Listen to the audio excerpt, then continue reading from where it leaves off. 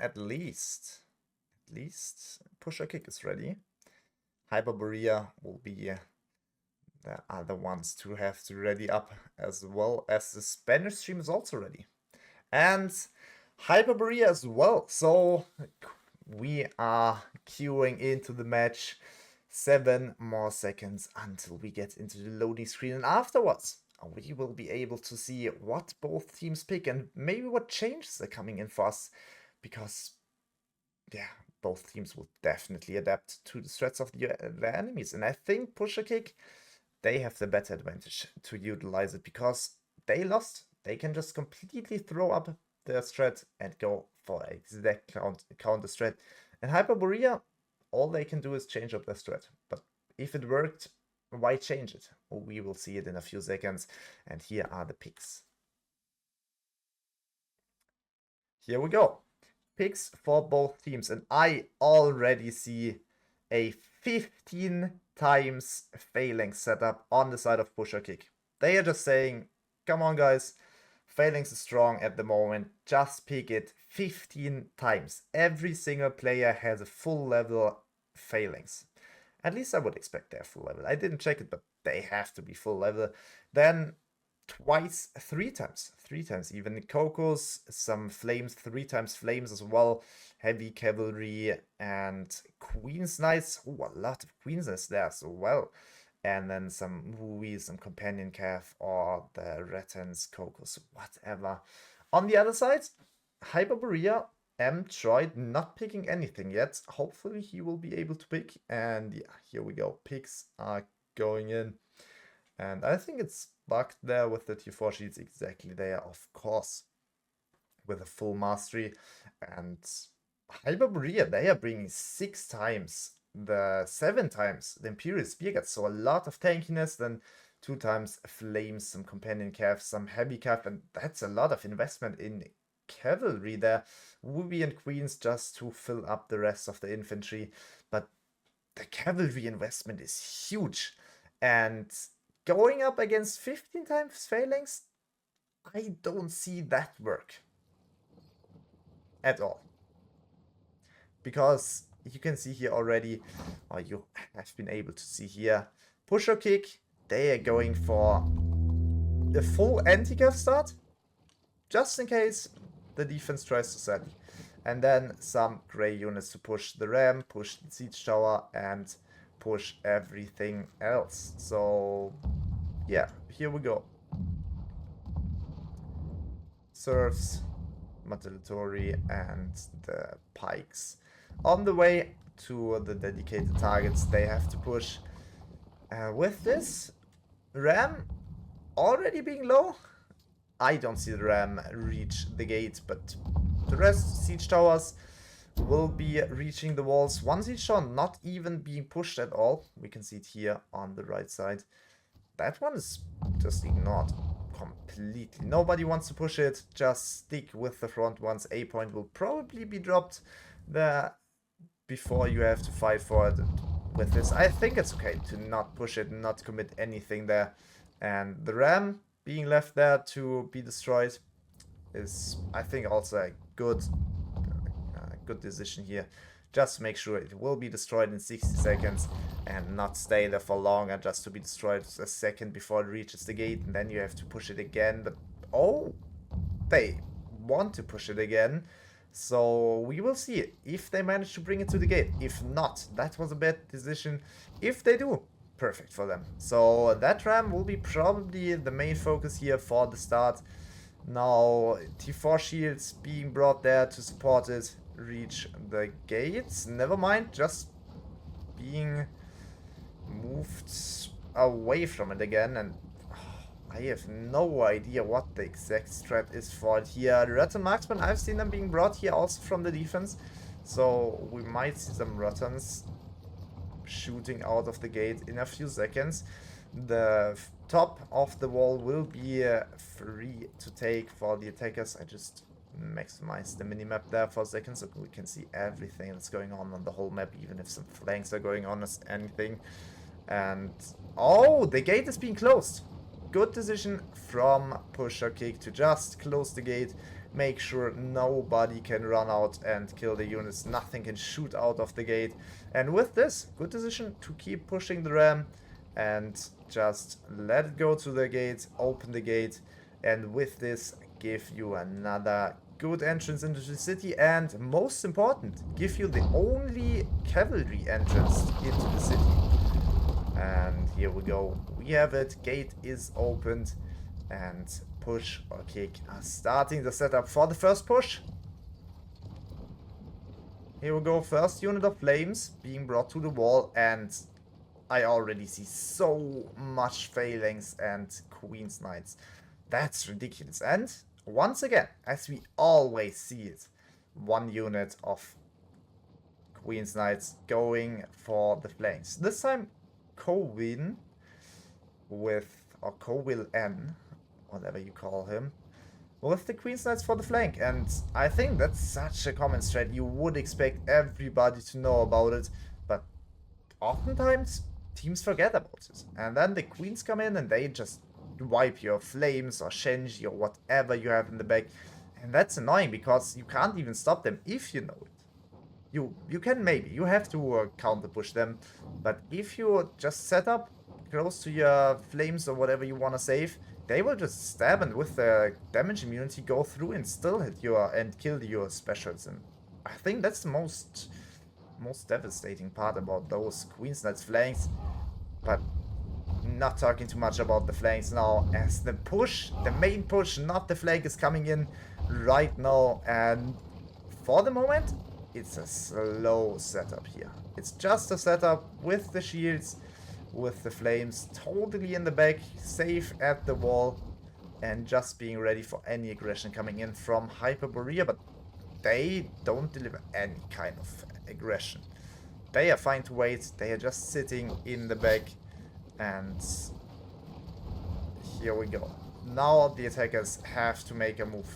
Palace Guards and the Phalanx, they are staying in the mid just to make sure they will be countering those Phalanx and Palace Guards in the mid. And here comes the push. First salvo of flames is on the side of PushorKick, and that's a good push here. Flames from Hyperborea also in position now. They can shoot in as well, and that's a beautiful salvo here, killing probably the flames of PushorKick. Coco slow throwing through, and that's the flames of Hyperborea being wiped by the beautiful Coco throw. But there's two units of Queen's Knights coming in from the back, and the Palace Guards against the Phalanx on the right side of the screen.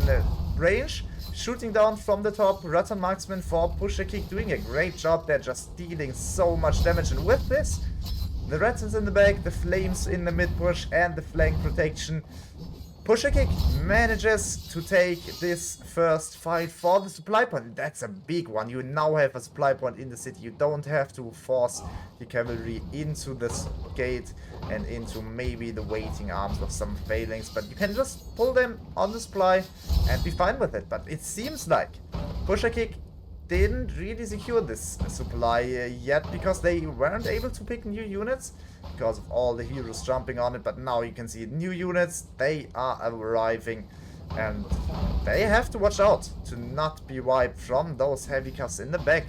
But they don't. They are perfectly aware. And also the units retreating here, they escape, and the new units are coming in through the main gate and from the supply. And with this, it's a good start for PushorKick. Unit trade, you can see it here. More than 200 units more for PushorKick, and only 80 more tier 4 on the side of Hyperborea. So a huge lead for PushorKick, but will they be able to go with this lead towards B and then to the endpoint? We will see it here as a new flank comes in. Heavy cuff going in for the flames, and they despawn. That's so sad. Darcy with the last heavy cuffs. He could have had such a huge impact there on the flames, but he didn't. Sadly losing his heavy cuff, his last heavy cuff against all those units, not being able to do anything. Those flames, they would have been massive if we would have been able to get them, but sadly not. Big lucky moment there for the side of PushorKick. push is coming in. Hyperborea with the aggressive counter movement and the flank, it seems like, going in the back as well. You can see it on the minimap while the main push is going on. Coco throwing in the flames of Hyperborea, this time in the back. Heavy cuff, massive charge in there, completely going through. Phalanx not being able to stop them. Even more cuff coming here, and another unit of Phalanx here for the side of PushorKick, but that will not be enough. Hyperborea just showing that they are not here to lose this so easy, but they are just fighting back with everything they can. But look at this, Flames are still alive, and the Cocos as well. They are just standing in the middle of the Phalanx. But now finally Yan Yudao with a beautiful charge in there, with a beautiful ability, and that's enough to wipe the field from PushorKick players. But oh, some heavy cuff from Hyperborea, clearing 2 heroes probably, and no, they will escape here for sure as the Queen's Knights are coming in. Unit trade, we can have an eye on that, and it's not looking better. Hyperborea even losing more in this fight, even though they win. Heavy cavalry coming in once again, might be able to deal some damage, but I've seen them just use their second ability with the high DPS already, so that's not a... Oh, never mind, just ignore what I said at the moment, or just before. It was a heavy cavalry from PushorKick, I was mistaken. It was not a Hyperborea heavy cuff, and that's even worse for Hyperborea. So PushorKick really did their homework. They were able to completely destroy the defensive stretch from Hyperborea here, and now the only last objective is the endpoint, and I don't see Hyperborea doing anything here anymore, but I might be mistaken. More cavalry coming in from PushorKick here to assist those Wooey in clearing all the remaining units of Hyperborea, and they have to fall back to the end cap real quick if they don't want to lose those. Endpoint defense, not the strongest. Twice Phalanx, 1 time Wooey, and 1 time tier 4 shields. Some more Cocos coming now, and I see some Queens in the corner here, but still, that's 6 units? 5 units of infantry and 1 Coco against a full 15 men and units push from the side of PushorKick. That will be tough. Another unit of Imperial Pikes coming here, and some more shields, some more flames as well. That's good to see here, but then we see Darcy with the grey pikes. Not the unit you want to have in this situation. Muskets throwing the grenades into the blob of Hyperborea, and the shields here in the front. Oh, they are in a dangerous situation if they don't watch out. PushorKick with the rotation to the back and to the front. You can see it on the minimap. They have units everywhere. They have the complete east side of the endpoint full with units. Some healer archers as well there. And you can see them just heal in, and the Cocos throw over the top, and that's dangerous for the Flames and the Cocos of Hyperborea. Because if they get hit by those Cocos, they will be out here. And you can see it already. PushorKick not doing the same mistake as we've seen from Copium and Faith before. They are taking the time. They have twice Cocos, I think, and they are just using them. Okay, they have 1 time Cocos, but they're just using them. No aggression, nothing. They are just throwing in their Cocos and deal damage with every single throw. They have 5 minutes 30 left. You can just keep throwing your throws like that, and oh, they do have twice Cocos. But oh, here we go. Cocos off the defense.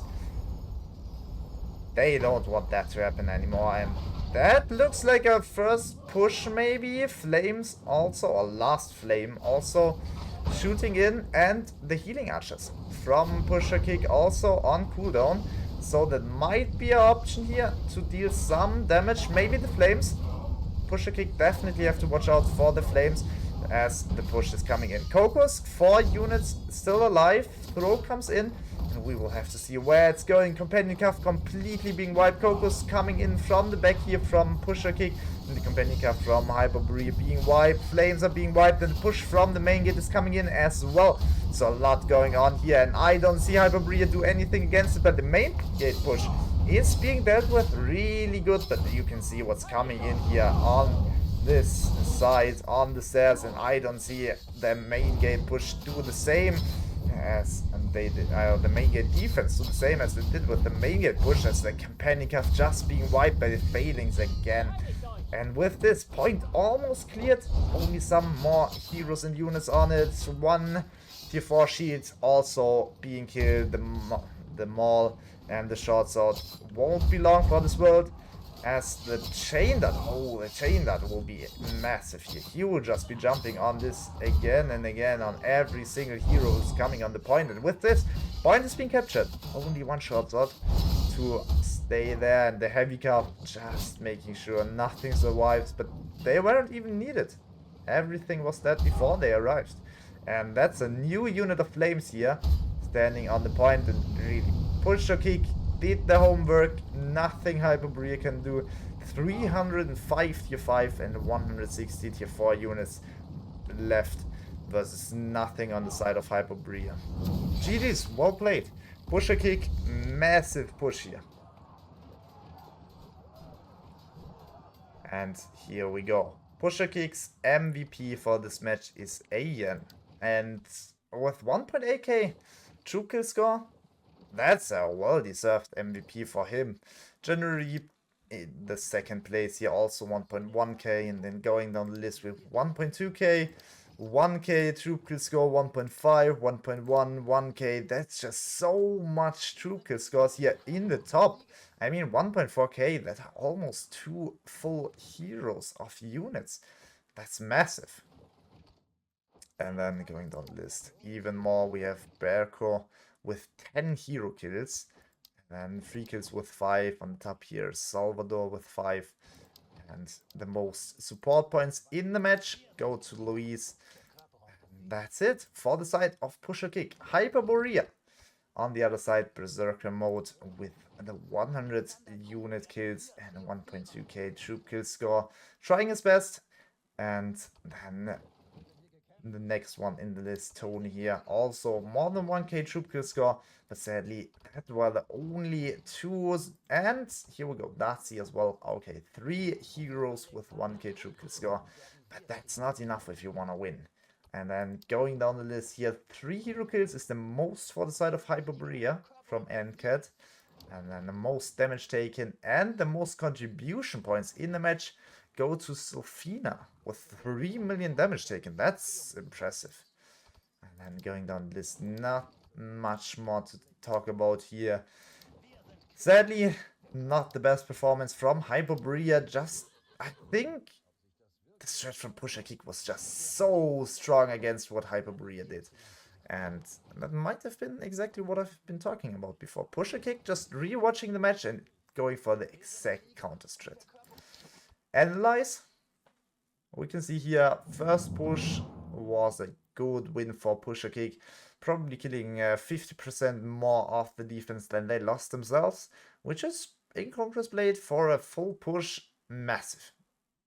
PushorKick just almost winning the match with this first push here, just always killing more from Hyperborea, and then going for the B point with another good push here. I mean, the first push was for the supply. They managed to take the supply, and with this massive milestone here in the match, and then going for the B point, still managing to kill more units of Hyperborea, and then going towards the end point, another beautiful push. And you don't have to have such big spikes, you just have to focus the enemy as special units, which they have done with the Cocos against the Flames, and then you win. And then take your time.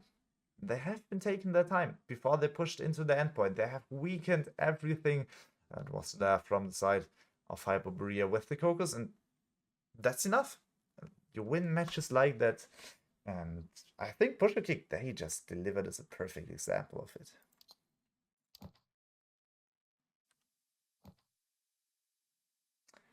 Here we go. 1-0 lead for PushorKick, but Hyperborea now in the take. And they will have to say something about that. Because I'm pretty sure they don't want to lose that match 2-0 after a 2-0 win against PushorKick last time. It seems like we have another... Okay. Here we go. I'm one of the observers now, and the players are all in the lobby. And we are probably about to start. I think ready check will be going in a second. And here we go. Ready check.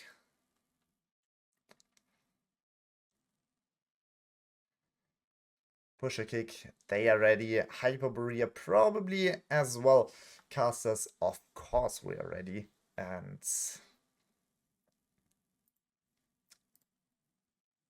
we might be able to start in a few seconds. And here we go. Okay. 10 seconds timer, 10 seconds countdown is going down. 5 more seconds until we load into the game. And I'm so excited what Hyperborea are bringing in the attack, because PushorKick, they have already proven they know how to play today. And Hyperborea, they have to step up as well now. And we will be taking a quick look at the units. Here we go. On the left side, Hyperborea in the attack, bringing twice flames already and a lot of failings. But I mean, PushorKick, they are the kings of bringing a lot of failings. As you can see here already on the right side, we have 14 times failings, only Luis missing them. And I kind of expect he will bring them. Otherwise, we will only have 14 pieces of failings. And some Wooies, some T4 sheets, some Queens. But I think those failings, they worked out perfectly for them, because failings they're just probably the strongest unit in the game at the moment. And there we go, Luis with the unit of failings. And with this, 15 times failings. Once again, on the side of PushorKick, they are not really the best in diversity, but they are the best in bringing a lot of failings. 3 times flames again, 2 times Cocos only. They are bringing 1 time Cocos less than before. Some more Wooey, some heavy cuff, companion cuff, but mostly it feels like failings, supported by flames and all the other units. Left side, really main focus here now. Not 7 times T4 shields, but 4 times T4 shields and 3 times Murmillos. Surprising to see them, but they are really strong against the failings, so why not bring them? I think it's a beautiful choice here. 3 times flames as well, but I didn't see too many Cocos, so they might have a problem there with the Cocos.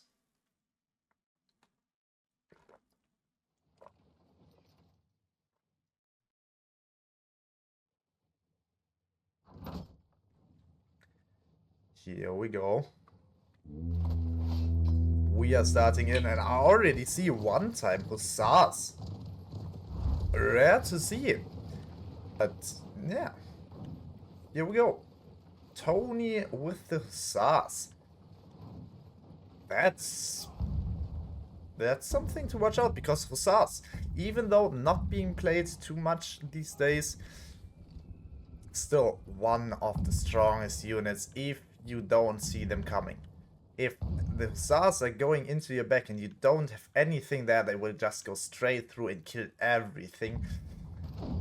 Heavy Cuff kinda took over this spot from them, because Heavy Cuff was just doing the same, but also from the front and from the side and around corners. Everything, it felt like better, but I think from the bare damage output, nowadays, I think Hussars, they still do more damage than Heavy Cuff, if not being stopped. It's so much easier to counter though, so will be a tough task for Tony to bring his Hussars into the right position. Flamethrower being shot at here, and there we go, it's destroyed. So with this, all the potential he could bring to the field, and it seems like almost all of the other RT is destroyed as well. Only 1 piece of artillery here on top of the gate. also being destroyed now, as I say it, and the ballista on the right also being destroyed. Okay, and with this, officially all the artillery being available for the defense has been wiped. Not a single piece of arty left. And without the possibility to place some, they now have no arty. They only have the units, and I think that's what we love about the CBR. Just seeing the units fight each other, because also the attackers, as soon as they come into the city, they have no arty left. They might have some outside, but they definitely have none that can shoot into the streets of the city. And with this, it will be a bare infantry push. And I mean, everybody loves those units in Congress Blade. Just hit each other in the face and look at who's the best. Here we go. Gates being destroyed almost now. And here we go. Gate being destroyed. And we can see here, entry is free. No gate defense, nothing even close there. Closest defense is the supply. And oh, NCAT, watch out for your life. You're being hunted by a lot there. 6, 7, 8 heroes close to that staircase. Also one on the wall, really aggressive there from Gilo. And no, a quick retreat here again. Some units on the supply, some units next to the B point. All the possibilities are given. The units from the B point can rotate everywhere they want. Units from the supply, and we will have a two-sided defense from PushorKick here, being ready for maybe a one-sided push here of Hyperborea. I'm not sure what Hyperborea should really do here. They have to watch out for this two-sided setup. And I mean, look at the massive gap here between them. They have queens and palace guards to fill gap and rotate wherever they want quickly, but if Hyperborea is quick, PushorKick might be in a lot of trouble, because they can't hold on for long enough with only queens and Wooby, and they are also retreating from the supply, so supply might be a bait, and I think Hyperborea might fall for the bait. But look at this also, in the back, that inside Walter with the heavy cuff, and I barely see any phalanx. I see one phalanx in the push. If this phalanx fails its job and the Imperial Pikes are not there to compensate this failure, the heavy cavalry will just have the time of their life. They will just go through and wipe every hope of Hyperborea winning this first engagement. And yeah, as you can see it here, PushorKick, they are going with some more units towards the supply, but still some more units in the back. They are not committing full on the supply. They want to have this second set of units in the back to just go in after the first fight. And maybe it's some kind of respawn strat, so they kind of expect the first setup to die, and then they want to respawn and just respawn with a lot more and fight with a full setup against a weakened setup from the side of Hyperborea. But we will see what's going on as the fight is on the way here. Down the stairs go Hyperborea, and they have a small flank on the left side. You can see it here on the map. Two heroes going down, Wooby and Queen's Knights, as we used to see the Queens always on the flank. And the main push is coming in here on the front. Flames from the side of Hyperborea in the right position here. And a lot of shields as well. So here we go. Push is coming in. Flames have to decide which side they want to take. They could try to do one ability on the one side, one ability on the other side, and they're failing. It's just retreating backwards. It looks like Hyperborea is going for some kind of bait here. But they have to watch out, because the Cocos of PushorKick, they are dealing a lot of damage here, and it doesn't look great. Two less units, and I think there's another flank going in the back, which might be a chance for Hyperborea to do anything. But look at this. That heavy cavalry probably clearing a lot there in the back. I only see some Queen's Knights and some shields there from the back. We also being hit there. That's probably all the work of one unit of heavy cuff and no anti-cuff there in that units. So beautiful defense from PushorKick, just wiping this first set of attack. And with this, going into the lead unit-wise, which with a huge lead, you can see it here, 200 more tier 5, 100 or 70 more tier 4, and some more tier 3, so Hyperborea now really have to step up if they want to win this. And at the moment, they are taking the time. They're rotating on the top once again with all of the units. They have one more flames, so they can go for the top. They don't have to rush it. 6 minutes 45 are still enough. And now here we go. Setup on the top. Queens, Murmillos, more queens, and flames. There's no anti-cav. I don't see a single unit of failings, and they suffered to the heavy cav before. They have to bring at least 2 or 3 sets of failings to make sure not a single model of the cavalry is coming through. But at the moment, there's 2. Okay, 2 are better than none, but I would love to see another set of failings come in here. And not just 2. I think 4 times queens, you could exchange one of those queens to a failings. Because they are so strong and you can just stop the cav. That's what they do, and that's what they have to do. Also, some minor setup there in the front gate, maybe trying to bait something with the heroes going into the gate, but the unit's still standing outside, not too much to worry about for PushorKick. As the push is coming down now from Hyperborea, a flank with Murmillos is on the way from the back, but oh, look at this, companion cav already being prepared again for Boru. And it looks like the exact same setup for the attack and for the defense, with a full push to the supply now. Hyperborea not taking the time to watch out for the back. They are now just full sending it onto supply. Flank is probably also coming in, and no, flank is not going for the flank, but just for some additional support in the front. Flames, they have turned around and now are shooting into the back, and that's a beautiful salvo of the flames. But will they be enough flames for the defense? From PushorKick are in the position as well, so flames from both sides, and the cav. Once again, the cavalry is going in, and this looks blue. There's a lot of blue, so Hyperborea almost being wiped here, supply point far away from being captured. And the heroes, they have died. Hyperborea, they have now a lot of dead heroes. They could respawn and could go into that fight again, but they have a lot higher respawn timer as they died already once, and the main gate is closed. The heroes and units on the main gate won't be able to come in. The flank, they try to do a flank, but it's not working out. Heroes, units, they are all coming, but the failings is just too strong. 15 times failings for the side of PushorKick, and it's working out perfectly. It seems like that's exactly the strat you have to go for. And now, push is coming in. Queens leading it from the front here, and you can see them go in. And there's almost no time to go for a supply take. 3 minutes 40, going for a supply take would be a big mistake there. We can have a look at the unit trade, and that's terrifying. 300 more tier 5, 110 more tier 4.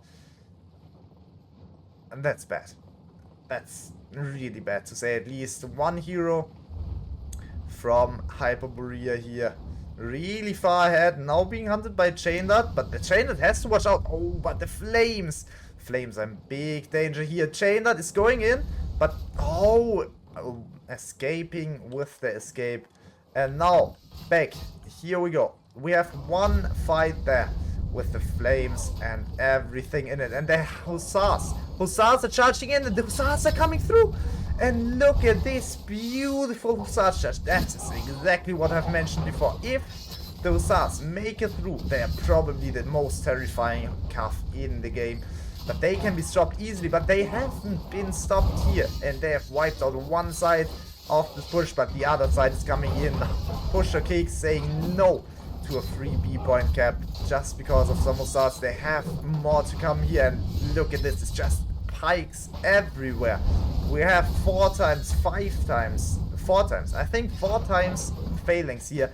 What are you about to do against this? Phalanx is just so strong, is stacked together, and another beautiful Hussars charge. Oh my god, Hussars just delivering here in this match, but not enough. Phalanx still being too tanky against cavalry, and with this, hopes for Hyperborea are gone. Even though the supply is kept, Heavy Cuff is coming in, and the Heavy Cuff is just wiping out the rest of Hyperborea, and with it, almost all the hopes. 388 units left on the side of Hyperborea, on the side of the attack. Some more heroes alive, but oh, Phalanx just... that was an execution. I don't know what to say else. Some more green shields won't be enough. Maybe a trap, just trying to do anything, but Queen's Knights, Phalanx, what are you supposed to do here? Some green Archer Cuff, also not the game changer in that position.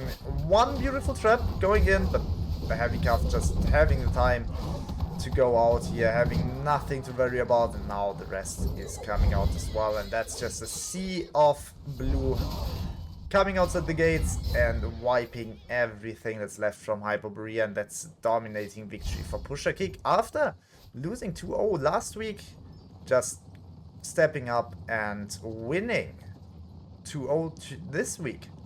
45 seconds. We are almost at the end. 40 seconds.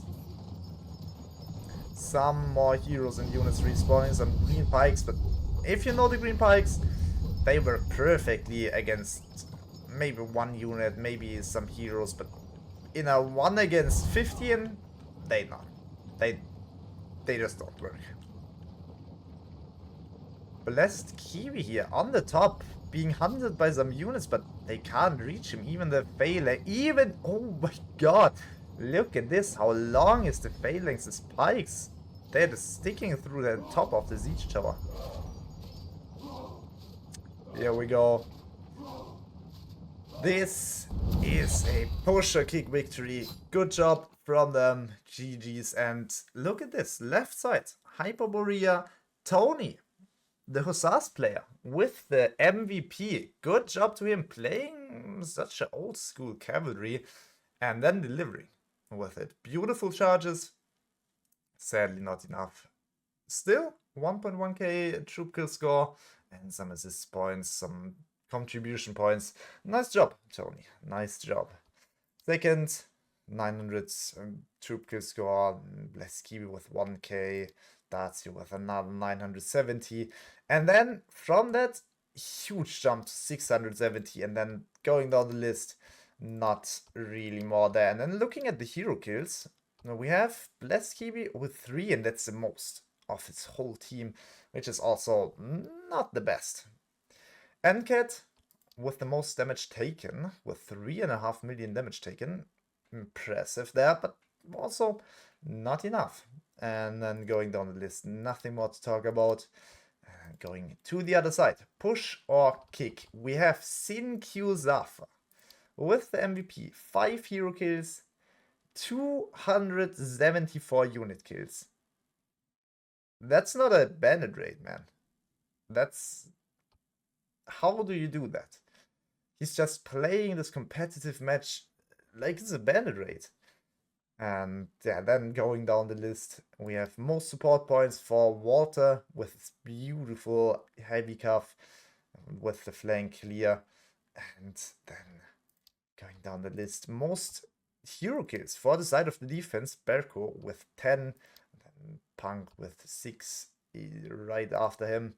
Going down the list, we have on the last place for PushorKick the most contribution points in the match, Colwell with 107 contribution points. Nice job. And then coming to the analyze, we can see already a lot of red here, and I would say the analyze is just speaking in the exact same language. A lot of red. First push, flank, completely shut down. 3 full units shut down by the heavy cuff. and the rest of the push not working out at all. And with this, losing a lot, going into the second fight with a lot less units, still not doing the best job here, then maybe a bit better, but still not enough, being wiped out once again. And with this, in the end, losing some more gray units, and then the fight was over. And PushorKick taking the 2-0 revenge victory here. And we got our second match done already. Very